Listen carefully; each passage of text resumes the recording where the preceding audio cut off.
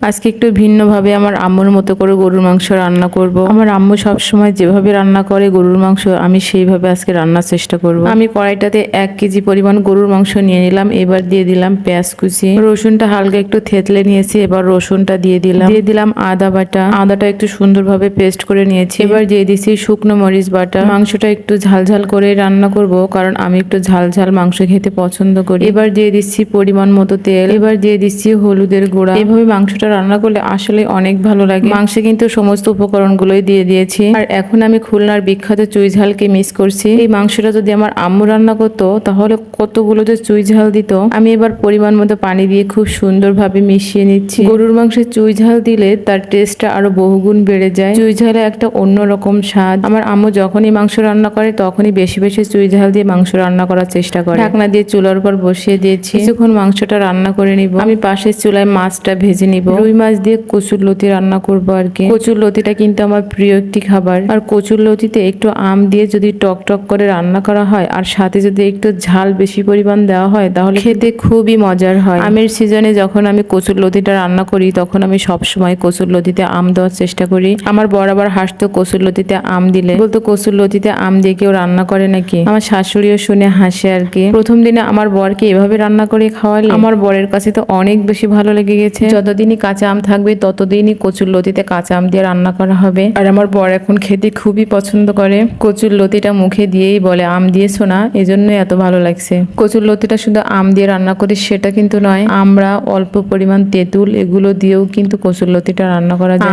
আমরা যখন না থাকে তখন শুধু অল্প তেঁতুল দিয়ে কচুর লতিটা রান্না করি আমি। আর তেঁতুল দিয়ে কচুর লতিটা রান্না করলে বেশি তেঁতুল দেওয়া যাবে না, বেশি তেঁতুল দিলে খেতে আবার ভালো লাগবে না। এদিকে আমার মাংসটা কিন্তু কষানোর শেষ পর্যায়ে আমি আলু দিয়ে দিলাম আর আস্ত রসুন দিলাম। বড় রসুন এই জন্য 3টা দিলাম, ছোট রসুন হলে অনেকগুলোই দিয়ে দিতাম। আর আমি মাংস রান্না করলে রসুন তো আস্ত দিতেই হবে। এই মাংসে আস্ত রসুন খাওয়াটা আমার আম্মুর কাছ থেকে শিখেছি। আমার আম্মু যখন মাংস রান্না করে তখন অনেকগুলো রসুন দেয় আর কি। আস্ত রসুন দিলেও কিন্তু মাংসের টেস্টটা অনেক গুণ বেড়ে যায়। আলু এবং রসুন দিয়ে মাংসটা আরো একটু ভালোভাবে কষিয়ে নিব। মাংসটা যত বেশি কষাতে পারবো ততটাই মজার হবে আর কি। এই জন্য অল্প আছে মাংসটা ভালোভাবে কষিয়ে নিব। আমার মাংসটা কষানো হয়ে গিয়েছে। এবার পরিমাণ মতো পানি দিয়ে দিব। পানি দিয়ে ভালোভাবে নেড়ে চেড়ে এবার ঢাকনাটা দিয়ে দিব। মাংসটা রান্না করতে করতে আমি এই ফাঁকে অন্য চুলায় কচুর লতিটা রান্না করে নিব। কচুর লতির জন্য আমি মশলাগুলো ভালোভাবে কষিয়ে নিয়েছি, আলুগুলো ভালোভাবে কষিয়ে নিয়েছি। এবার আমি দিয়ে দিছি কচুর লতি। আলুগুলো কিন্তু আমি অল্প পানি দিয়ে কষিয়ে সিদ্ধ করে নিয়েছি। কচুর লতিটা কষানো হয়ে গেলে আমি পরিমাণ মতো পানি দিয়ে দিলাম। আমার কচুর লতি সিদ্ধ হতে বেশি সময় লাগবে না, এজন্য আমি আলুগুলো আগে থেকেই সিদ্ধ করে নিয়েছি। নয়তো হবে কি আলুগুলো সিদ্ধ হতে হতে কচুর লতিগুলো সিদ্ধ হয়ে একবার ঘেটে যাবে। এদিকে মাংসে আমি জিরা এবং গরম মশলা বাটা দিয়ে দিলাম। কচুর লতিটা রান্না করতে গেলে যদি ঘেটে যায় তাহলে আমার কাছে খেতে একদমই ভালো লাগে না। আমার কচুর লতিটি কিন্তু প্রায় সিদ্ধ হয়ে এসেছে। এ পর্যায়ে আমি মাছগুলো দিয়ে দিলাম এবং কাটা আম 2 পিস দিয়ে দিলাম। আম তো সিদ্ধ হতে বেশি সময় লাগবে না, এই জন্য শেষেই দিয়ে দিলাম আর কি। এখন দিয়ে দিলাম জিরা বাটা।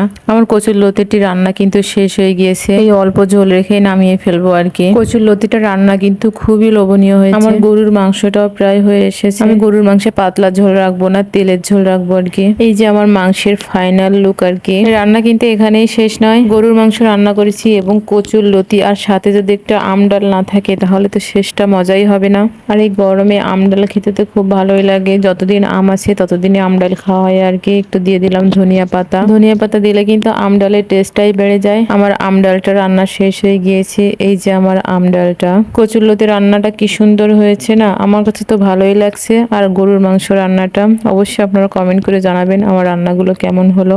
তো সবাই ভালো থাকবেন, সুস্থ থাকবেন। পরবর্তী ভিডিও দেখার আমন্ত্রণ জানিয়ে এখানেই বিদায় নিচ্ছি। আল্লাহ হাফেজ।